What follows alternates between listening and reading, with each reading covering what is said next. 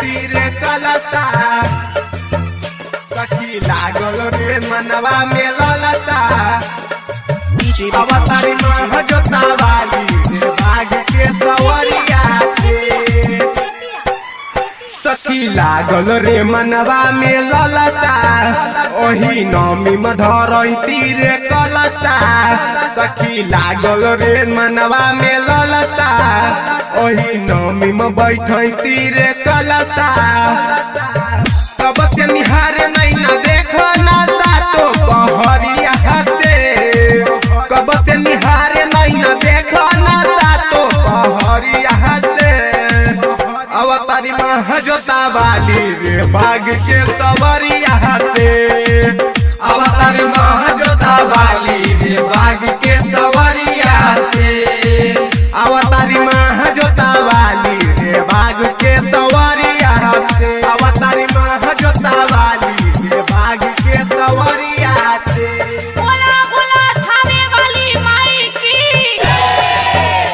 Maithili voice live studio Baijnathpur Saharsa ओही नौमी में बैठती रे कलसा अवतारी माँ जोता वाली रे बाग के सवरिया से पौआ पैखर हम त चुनरी ओढ़ा के निमिये के छाँव तले माई के बैठा के पौआ पैखर हम त चुनरी ओढ़ा के निमिये के छाँव तले माई के बैठा के कब से निहार तारे देखा ना हो गइल बाटे मनवा बेचैन हो मनवा बेचैन हो मनवा बेचैन फुलवा सजैले बानी देखा ना पूरा डगरिया में फुलवा सजैले बानी देखा ना पूरा डगरिया में अवतार माँ जोता वाली रे बाग के सवरिया से अवतार माँ जोता वाली रे बाग के सवरिया से अवतार माँ जोता वाली रे बाग के सवरिया से अवतार माँ जोता वाली रे बाग के सवरिया से बोला बोला जोता वाली मैया की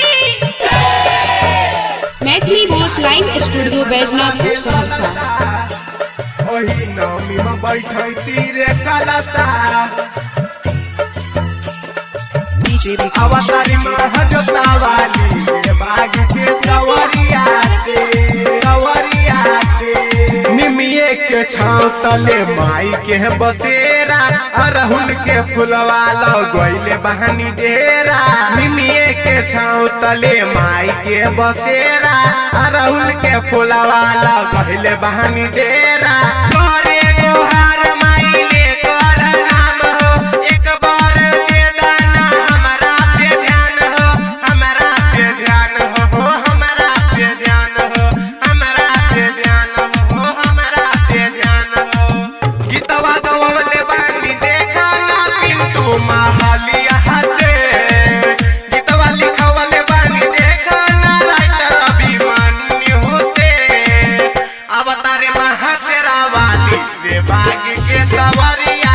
से